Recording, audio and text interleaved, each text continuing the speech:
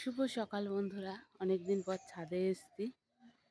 তাই ভাবলাম যে তোমাদেরকে আজকে সকাল সকাল আবহাওয়াটা দেখিয়ে দিই কেমন আছে।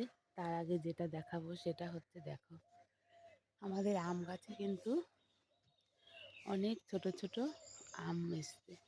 আমের গুটি বলে মনে হয় এগুলোকে।